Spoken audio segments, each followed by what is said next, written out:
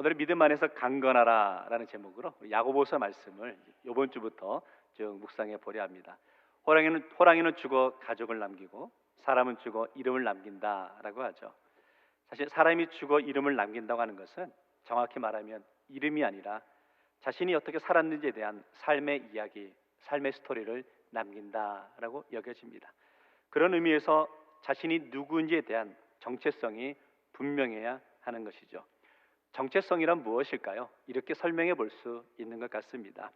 나의 삶을 통해 내가 누구인지를 보여주는 것, 이것이 정체성이겠죠. 내가 가지고 있는 정체성에 따라서 지금 내가 중요하게 여기는 것이 무엇이고, 내가 관심을 갖고 있는 것이 무엇이고, 나의 인생의 행복한 순간은 어떤 순간이었다라는 것을 고백하게 되는 것 같습니다. 이 원리는 그리스도인의 삶에서도 그대로 적용되는 것 같은데요. 흔히 하는 표현에 이런 표현이 있습니다. 그리스도인의 그리스도인됨은 교회 안에서가 아니라 삶의 자리, 세상에서 드러나야 한다라는 것이죠. 그것이 바로 성도의 정체성 아닐까요? 인생을 살아가면서 믿는 성도로서 우리가 행하는 말과 행동 하나하나를 통해 내가 살아가야 할 이유, 목적이 드러나야 한다라는 거죠. 그렇다면 성도 여러분, 여러분의 삶은 어떠십니까? 여러분의 삶의 모습에서 그리스도인다운 삶의 모습이 드러나고 계시냐라는 겁니다. 오늘부터 야고보서의 말씀을 묵상하려 합니다. 야고보서의 말씀은요, 특별히 그리스도인의 삶, 믿는 성도의 삶이 어떠해야 하는지에 대한 지혜를 우리에게 가르쳐주는 말씀이죠. 이런 의미에서 이번 야고보서 강의 주제를 이렇게 정해 보았는데요. 삶으로 고백하는 복음의 능력. 복음의 능력이 성도 여러분의 삶 속에서 증명되어 지시기를 주의 이름으로 축원합니다. 세상 속에 살아가는 성도들의 삶에서 나타나야 하는 특징이 지혜로움이죠. 이런 지혜로움인 것 같습니다. 세상 사람들이 우리를 볼 때 어떻게 저런 지혜가 나올 수 있었을까?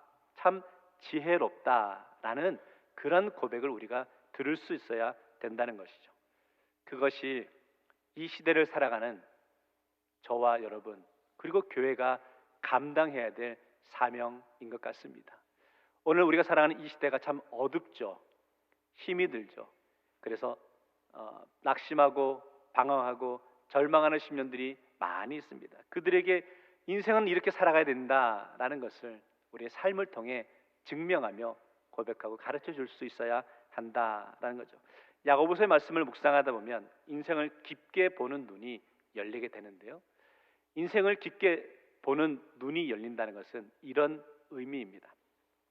하나님의 눈, 하나님의 시선으로 세상을 바라보는 것이죠. 그래서 하나님의 시선이란 하나님께서 가치를 두는 일에 나도 가치를 두는 관점을 말하고 있습니다. 성도 여러분 어떠십니까?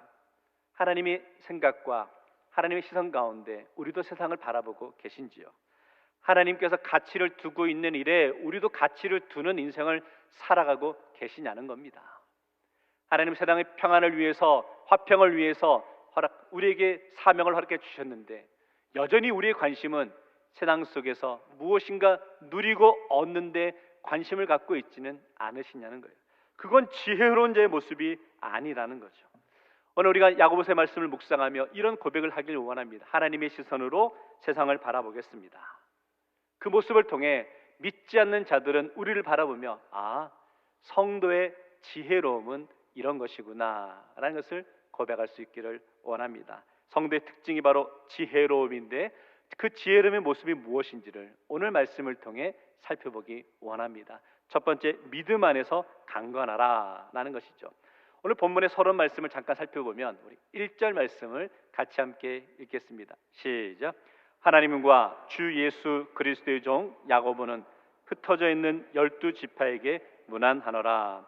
원래 야고보라는 이름이 유대인들 사이에서는 소위 흔한 이름이었습니다. 우리 여자 성도분들께 혹 죄송할 수도 있는데 여자 성도분들 쭉 있는 데서 제 뒤에서 이렇게 수가 자야 부르면 웬만하면 다 돌아보십니다. 그것처럼 유대인들에게 야고보라는 것은 흔한 이름이었죠. 성경에 야고보라는 이름이 많이 등장하는데 오늘 본문의 야고보는 예수님의 제자 야고보가 아니라 예수님의 동생 형제 야고보를 의미하고 있는데, 초대교회 당시에 중요한 지도자였습니다. 근데 야고보가 이 글을 쓸 수밖에 없는 환경이 있었는데요. 초대교회 당시에 성도들이 유대교인들에게 핍박을 받았죠. 큰 시련을 겪게 되었습니다.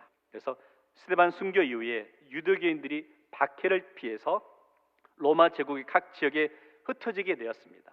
흩어진 유대 그리스도인들에게 보낸 편지가 야고보서죠. 그 야고보서를 시작하면서 가장 먼저 흩어진 성도들에게, 흩어진 그리스도인들에게라고 표현하고 있는 것을 보게 됩니다. 그러면서 그들에게 시련을 믿음으로 극복하도록 격려하고 있는 말씀이 오늘 본문의 말씀이죠. 야고보서 안에는 몇 가지 주제가 있지만 특별히 처음 등장하는 것은 인생의 본질이죠. 그 인생의 본질을 이야기하면서 시험에 대해서 설명합니다. 시험을 어떻게 대할 것이고 시험을 어떻게 이겨낼 것인가에 대한 설명이죠. 2절 말씀이 이렇게 말합니다. 내 형제들아, 너희가 여러 가지 시험을 당하거든 온전히 기쁘게 여기라. 우리가 인생을 살면서 누구나 형통한 삶을 살기를 원하죠. 편안하길 원합니다. 어떻게든 힘들지 않은 삶을 살기를 원합니다. 그런데 중요한 건 누구에게나 시험이 있다는 겁니다. 예외가 없다는 겁니다. 신방을 가다 보면 가정마다 각자의 가정에 담고 있는 간절한 기도의 제목들이 있는 것을 보게 됩니다. 그래서 성도 여러분, 2절 말씀에 시험을 당하거든 이라고 표현하죠.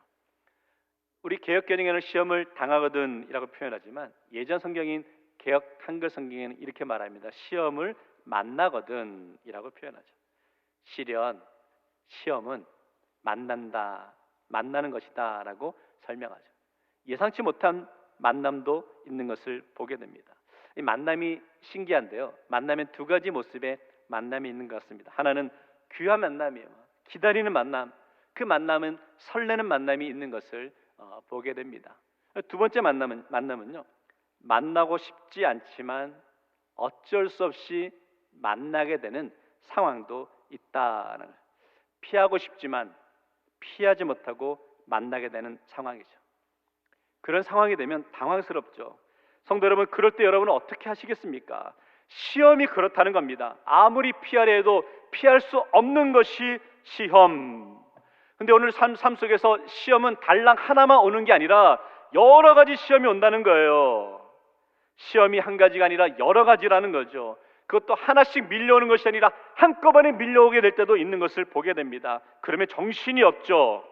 그런데 오늘 말씀에선 시험을 만나거든, 시험을 당하거든 온전히 기쁘게 여기라 라고 말합니다. 이상하지 않으십니까? 어떻게 시험을 만나는데 기쁠 수 있을까요? 믿음이 연약한 분 가운데 이런 시련과 고난 가운데 처음에 당황하게 되죠. 아니, 내가 예수 믿는데 왜 이런 어려움이 있는 거야? 왜 이런 시련이 있는 거야? 라고 의문을 갖게 되죠. 그러다가 조금 있으면 실망하게 되고 원망하게 되고 좌절하게 되는 것을 보게 됩니다.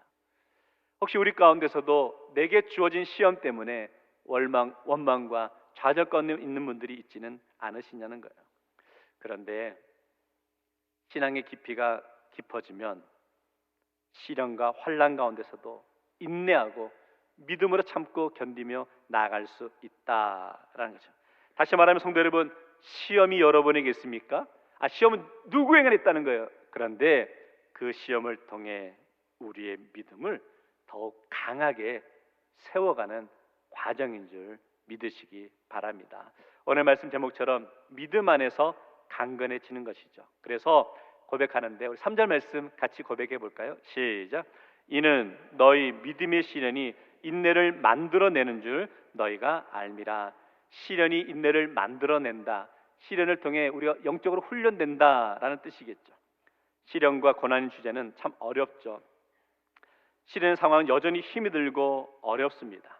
그런데 우리 인생의 연륜이 쌓여가면서, 신앙의 연륜이 쌓여가면서 그래도 좋은 것은, 감사한 것은 우리 인생의 시련을 이겨낼 수 있는, 받아들일 수 있는 영적인 넉넉함은 조금씩 커져가는 것 같습니다. 성도 여러분, 오늘 시험을 만나거든 온전히 기쁘게 여기라. 시험이 있는데 기쁘십니까? 자신이 있으십니까? 기쁘게 미소를 지으며 환한 표정을 하실 수 있으시냐는 거예요. 온전히 기쁘게 여기라 라는 말도 안 되는 것 같아요. 이 말씀의 의미는 한 번도 실망하지 말라 이 뜻은 아니죠. 하나님도 우리가 시험에 들면 낙심되고 길을 잃어버리고 시련이 있을 때 조급한 마음을 갖게 되는 것 아신다는 거예요. 시험이 오면 힘이 들죠. 시험이 있을 때 어떻게 마음을 추스려야 될지 알지 못하겠어요.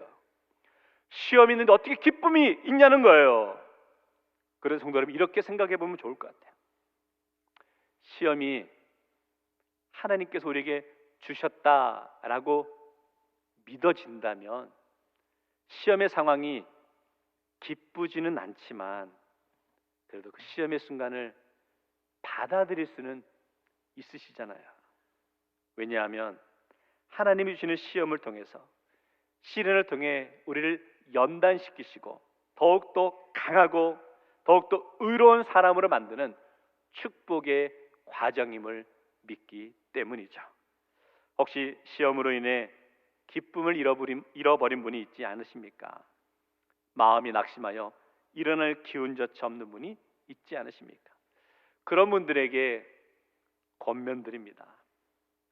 성도 여러분, 이 시간 사단에게 빼앗긴 인생의 기쁨을 되찾을 수 있는 성도 되시기를 주의 이름으로 축원합니다. 시험과 시련을 통해 여러분의 삶이, 여러분의 믿음이 더욱 견고히 세워지기를 주의 이름으로 축원합니다.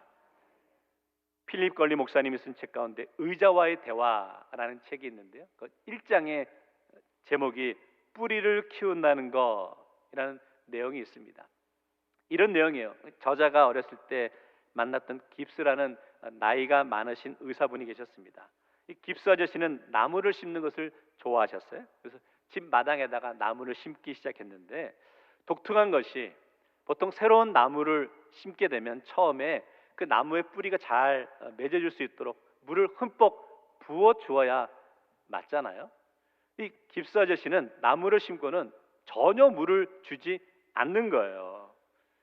그래서 이 저자가 궁금해서 물어보았죠. 왜 나무에 물을 주지 않습니까? 물어보았더니 이렇게 대답하셨습니다. 처음부터 힘든 상황에 놓이기 위해서 약한 나무는 일찌감치 솎아내야 한다라고 설명하셨답니다. 나무에 물을 주지 않으면 그 물을 빨아들이기 위해서 나무는 물을 찾아 더 깊이 땅속으로 뿌리를 뻗을 수밖에 없다라는 거죠. 뿌리를 뻗는 수고를 해야 된다는 거죠. 그런데 깁스아저씨가 나무를 심은 지 25년이 지난 다음에 필립 걸리가 예전에 심어졌던 나무를 보면서 감탄하게 됩니다. 주변의 다른 나무들보다 엄청 건강하고 울창하게 자란 나무들을 확인할 수 있었기 때문이죠. 성도 여러분, 이처럼 나무가 뿌리를 깊게 내리기까지 말할 수 없는 고통의 시간들이 있었겠죠. 나무가 뿌리를 내리기 위해 땅속으로 내려가는 고통을 참고 견뎠을 때 결국은 울창한 나무가 된 것을 보게 되죠. 성도 여러분, 우리 인생의 인내의 시간이 그렇다는 겁니다. 우리 나무의 뿌리를 땅속 깊은 곳으로 내리고 다지는 시간이 인내의 시간이죠. 인내의 시간은 마음을 굳게 하는 시간인 것 같아요. 우리 인생에 시험이 있으십니까? 시련이 있으십니까? 그래서 마음이 무너지신 분이 있지는 않으십니까? 성도 여러분, 선포합니다. 마음이 무너지지 마십시오. 하나님의 자녀답게 잘 버티며 나아가십시오. 그것이 시험과 시련 속에 인내하며 나가는 성도의 모습인 줄 믿습니다. 두 번째, 그래서요, 본격적으로 시련이 있을 때 인내를 온전히 이루십시오. 인내는 그리스도인의 삶에서 중요한 의미와 가치를 가지고 있죠. 그래서 4절 말씀이 이렇게 권면하는데 같이 읽어보겠습니다. 시작. 인내를 온전히 이루라. 이는 너희로 온전하고 구비하여 조금도 부족함이 없게 하려 함이라. 이처럼 야고보 사도가 성도들에게 전한 행함의 중심에 인내가 있습니다. 그만큼 성도의 삶에서 인내의 삶이 가장 어렵다는 것 아닐까요? 내 삶에 얼마나 인내 삶을 살고 있느냐에 따라서 믿음의 크기가 정해진다라고 볼 수 있죠. 그렇지만 내 힘으로 내 의지로 인내할 수 없기 때문에 우리는 이 시간 주님 앞에 나와 엎드리는 것 아닐까요? 이 시간 내 의지로는 인내할 수 없지만 주님이 주시는 믿음으로 인내할 수 있음을 고백할 수 있기를 원하고, 인내라는 주제를 다룰 때 꼭 이거를 같이 생각하면서 다루셔야 되는데, 우리에게는 시험과 시련, 고난이 있음을 오늘 말씀을 통해 알 수 있어요. 그런데 시험과 고난으로 우리 인생이 끝이 나는 게 아니라는 거예요. 시험과 시련이 있지만 그 시간 넘어 우리에게는 회복의 시간이 예비되어 있음을 기억하시기 바랍니다. 그 사실을 고백할 때에 나타나는 것이 바로 인내라는 거예요. 인내는 뭐냐? 고난과 회복의 의미가 담겨 있는 것이죠. 성도 여러분, 혹시 지금 여러분 인생 가운데 고난 가운데 있으십니까? 아니 어쩌면 고난에 막 처음 그 순간이 되셨습니까? 그래서 너무 힘들진 않으십니까? 고난이 시작되었거나 고난 가운데 있을 때 우리에게 드는 생각은 이거죠. 아, 이제 안 되는가 보다. 이렇게 끝나면 어떡하지? 나는 불안한 마음을 갖고 계시지 않으시냐는 거예요. 하지만 고난이 있을 때 이 고난은 끝이 있다는 거예요. 확실히 이 고난의 상황 넘어 하나님께서 우리를 회복시켜 주실 것이라는 확신을 가지고 있을 때에 우리는 그 시험과 시련의 상황 속에 인내할 수 있는 것이죠. 야고보서 5장 11절에 보면 욥의 인내에 대해서 설명하는데 이렇게 설명하죠. 너희가 욥의 인내를 들었고 주께서 주신 결말을 보았거니와 주는 가장 자비하시고 긍휼히 여기시는 이시니라. 사단이 주었던 욥의 시험 여러분 다 알고 계시죠? 그런데 욥은 그 고난 가운데 인내했다는 거예요. 욥의 인내를 보라는 거예요. 그 다음 표현이 뭐냐면 주께서 주신 무엇을 보았다고요? 결말을 보았어요. 그러면 주께서 욥에게 허락하신 결말이 무엇이었습니까? 모든 것을 잃은 것 같았지만 모든 것을 회복시키셨던 것, 회복하게 된 것을 우리는 잘 알고 있잖아요. 그냥 이전 수준으로 회복된 것이 아니라 그 이상 갑절로 회복된 것을 알 수 있잖아요. 성도 여러분, 이것이 하나님께서 우리에게 인내를 통해 말씀하시고 가르쳐 주시고자 하는 핵심이죠. 여러분 인생에 고난이 있으십니까? 그 고난 후에 하나님은 여러분의 인생을 회복시켜 주실 줄 믿습니다. 그러게 성도 여러분, 인내를 온전히 이루는 성도 되시기를 주의 이름으로 축원합니다. 욥의 이야기가 지금 우리 이야기가 되어야 되지 않을까요? 우리 인생을 낙심하게 하고 지치게 하고 시험에 들게 하는 고난의 상황에서 반드시 하나님은 여러분의 인생을 회복시켜 주십니다. 그 소망과 확신 가운데 나아갈 수 있기를 원합니다. 이 말씀을 우리들 삶에 적용해 보겠습니다. 신앙생활에서 성숙해지는 방법은 시련의 과정을 잘 견디는 삶인 것 같습니다. 하루아침에 신앙의 성숙이 이루어지지 않잖아요. 과정들이 필요한 거죠. 우리의 신앙도 성숙의 과정이 필요한데 성숙의 과정 속에 하나님이 쓰시는 사용하는 도구가 바로 시련, 시험, 고난이라는 거예요. 그래서 4절 말씀에 인내를 온전히 이루라, 인내를 온전히 이루라라는 표현은 한번 생각해 보시기 바랍니다. 나에게 인내가 하나도 없다는 겁니까? 아니면 인내가 있기는 조금 있다는 걸까요? 인내가 있기는 조금 있다는 거예요. 근데 우리 경상도 사투리로 온전하지 않고 이게 온것짜리라는 거예요. 완전하진 않다는 거예요. 우리끼리는 알아듣는 이야기인데 못 알아들으시네. 인내가 우리에게 있긴 있지만 온것 아니에요. 온전하진 않은데 조금은 있다는 거죠. 그러니까 이 인내를 온전히 이루라라는 것은 내 삶에서 이 인내가 100% 충만하게 풍성하게 작동할 수 있도록 일하라라는 의미를 담고 있는 거죠. 이 인내를 우리의 성격과 성품과 한번 대조해 보겠습니다. 성도 여러분, 성격은 바뀝니까? 안 바뀝니까? 이런 분들이 있으세요. 목사님, 성격은 바뀌는 것 같은데 성질은 안 바뀌네요 라는 분들이 있습니다. 성도 여러분, 그게 그겁니다. 이런 분도 있으시죠. 저는 도저히 참는 게 안 됩니다. 일단 화가 나면 조절이 안 됩니다 라고 말씀하시는 분들이 계신데, 그분들이 하는 표현 가운데 이런 표현을 꼭 하세요. 목사님, 그런데 저는 뒤끝은 없습니다. 이런 분들이 제일 밉습니다.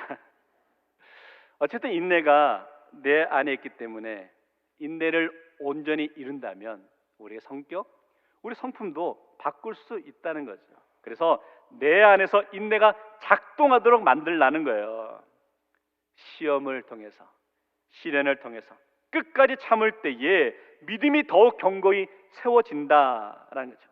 성도 여러분, 시련의 시간을 통해 인내라는 값진 결과를 낳을 수 있음을 믿으시기 바랍니다. 그렇기 때문에 시험을 당하거든 온전히 기쁘게 여기는 성도 되시기를 주의 이름으로 축원합니다. 나에게 시련이 있다는 것은 하나님이 여러분을 사랑하신다는 거예요.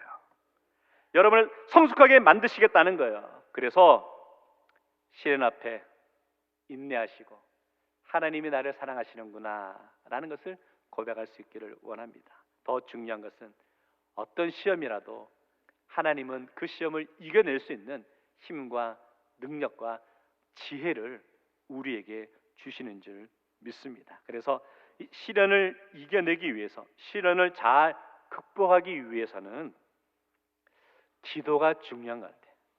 그 기도함에 필요한 것은 지혜인 것 같아요. 우리 5절 말씀을 같이 한번 읽어볼까요? 시작. 너희 중에 누구든지 지혜가 부족하거든 모든 사람에게 후히 주시고 꾸짖지 아니하시는 하나님께 구하라. 그리하면 주시리라. 다시 말하면 기도, 간구의 자리로 나오는 것은 믿음이 있기 때문이다라는 거죠. 오늘 야고보 사도는 분명히 말합니다. 하나님께 구하라. 그리하면 주시겠다는 거예요. 오늘 이 말씀을 믿고 고백하는 성도 되기를 원합니다. 기도는 믿음으로 구하는 거예요. 그런데 가만히 보면 이런 분들이 계세요. 기도의 사람이 된다는 것에 되게 부담을 느끼시는 분이 계십니다. 왜냐하면 한번 기도하기 시작하면 기도의 사람이 돼야 되겠다라고 여기면 평생 해야 된다라고 여기기 때문에 내가 기도해야지 라는 마음을 갖는데 머뭇거리시는 분들이 계세요. 물론 맞습니다. 평생 기도의 생활을 해야 되겠죠. 하지만 우리가 평생 내가 기도 생활을 해야 되겠다라는 목표를 좀 줄이고 이렇게 한번 하나씩 실천해 보았으면 좋겠어요. 평생 해야지라는 생각보다 당장 할 수 있는 것부터 하나씩 해 보셨으면 좋겠어요. 이런 거죠. 내가 평생 새벽 기도 해야 되겠다라고 하면 부담이 될 수 있잖아요. 그런데 우리가 매월 1일 날 한 달에 한 번씩 드리는 월삭 새벽 기도회, 내가 그 시간부터 나와서 기도 생활을 해야 되겠다라는 마음을 가져보십시오. 또 매주 금요일 저녁마다 나와서 금요 기도에 참석해야지, 이건 좀 어려울 수 있잖아요.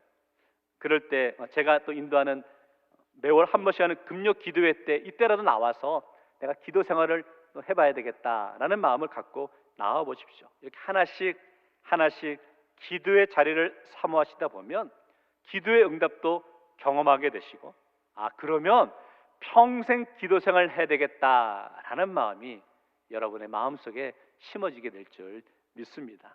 이렇게도 한번 적용해 볼게요. 평생 다른 사람 미워하지 않아야지라고 생각하지만 사실 그게 쉽지 않잖아요. 그러면 오늘 이 시간 하나부터 적용해 봅시다. 지금 당장 혹시 내 마음을 불편하게 했던 사람이 기억나십니까? 그 사람 한 사람부터 미워하는 마음을 내려놓고 품어줄 수 있도록 우리 마음을, 넉넉한 마음을 지녀보시기 바랍니다. 하나씩 하나씩 변화되어가는 모습이 필요하다는 거죠. 성도 여러분, 여러분의 신앙을 삶으로 증명해 보십시오.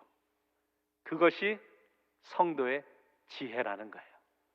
우리 야고보서의 말씀을 묵상하며 이 성도의 지혜를 계속해서 고백해 나아가기 원합니다. 결론적으로 실패의 순간에 인내할 수 있는 성도가 되십시오.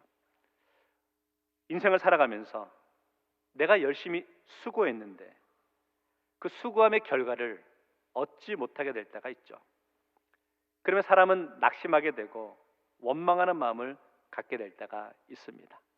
혹시 나의 마음이 내가 그토록 수고했는데 왜 나는 아직도 결실하지 못하는 것일까라는 원망의 마음 가운데 있는 분들이 계시지 않으십니까? 그런데 때로는 실패도 훈련이라는 거예요.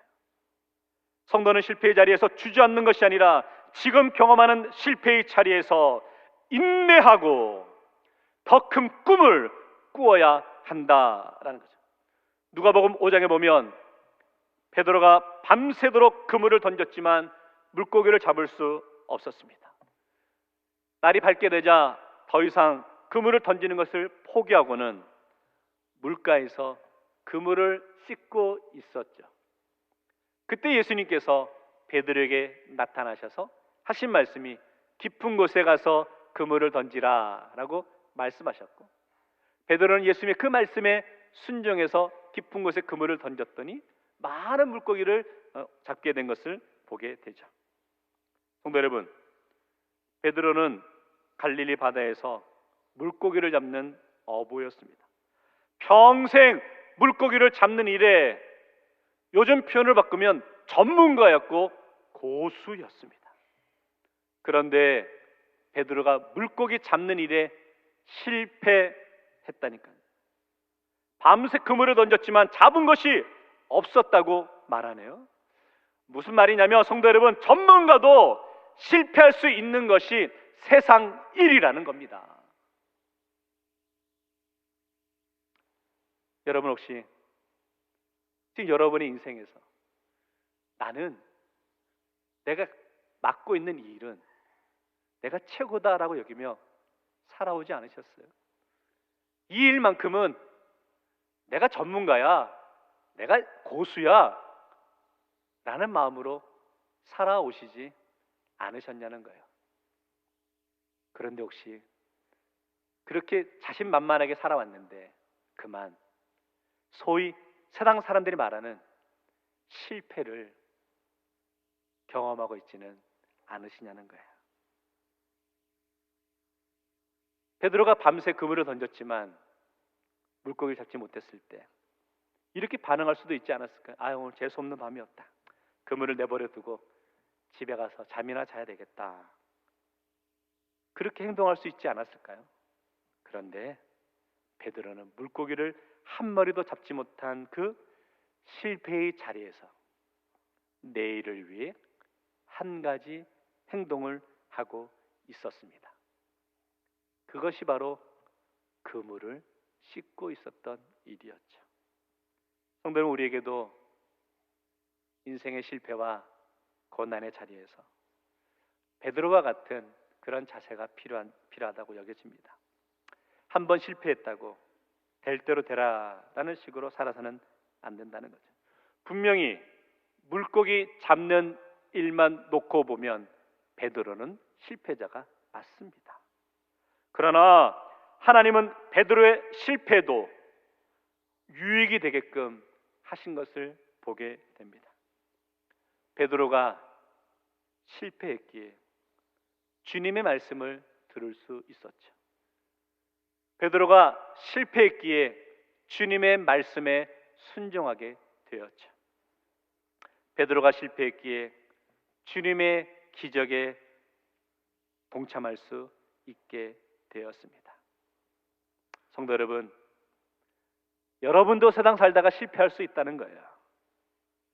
그 실패의 자리에 여러분은 무엇을 행하시겠습니까?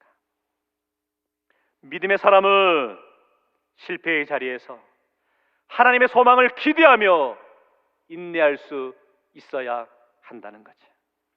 실패의 자리에서 베드로가 예수님을 만났듯이 오늘 저와 여러분의 인생의 실패와 고난의 자리에서 주님을 만나는 역사가 나타나길 주의 이름으로 축원합니다. 그 출발의 자리가 바로 인내의 자리라는 거예요. 어차피 우리 인생 탄탄한 평지의 인생만 사는 거 아니잖아요. 때로는 오르막을 올라가야 될 때도 있고, 때로는 비탈진 내리막을 내려올 때도 있고, 때로는 자갈밭을 걸어가야 될 때도 있어요. 그 과정을 오늘 본문의 표현으로 바꾸면 시험과 시련과 고통이라는 거예요. 그 시험과 시련 속에 하나님은 우리에게 요구하시는 것은 인내의 시간을 요구하십니다. 그 인내를 통해 실패의 자리가 주님을 만나는 자리가 될 줄 믿습니다. 그 자리를 통해 하나님의 위대한 소망을 발견하는 자리가 될 줄 믿습니다. 시련의 상황에서 인내하며 나아갈 때에 하나님이 부어주시는 놀라운 축복과 은혜를 삶으로 증명하며 나아갈 수 있는 성도 되시기를 주의 이름으로 축원합니다. 기도하겠습니다. 사랑의 주님, 오늘 우리 인생에 세상 사람들이 말하는 실패, 시험, 시련과 고난의 시간을 맞이하고 있습니다. 절망하고 모든 것을 내팽개치고 주저앉을 수밖에 없는 시간인 것 같습니다. 그러나 오늘 믿음의 사람은 실패의 자리에서 인내하며 주님의 음성을 듣고 견디며 나아가야 되는 것임을 다시 한번 깨닫게 하심을 감사합니다. 하나님, 우리 대고절의 성도들 우리 믿음을 삶으로 증명하며 나가기 원합니다. 세상 속에서 믿지 않는 영혼들에게 예수 믿는 자의 삶이 어떤 것인지를 당당히 삶으로 고백하며 증명하며 나갈 수 있는, 승리하며 나갈 수 있는 믿음의 성도 될 수 있도록 은혜 허락하여 주옵소서. 예수님 이름으로 기도하옵나이다. 아멘.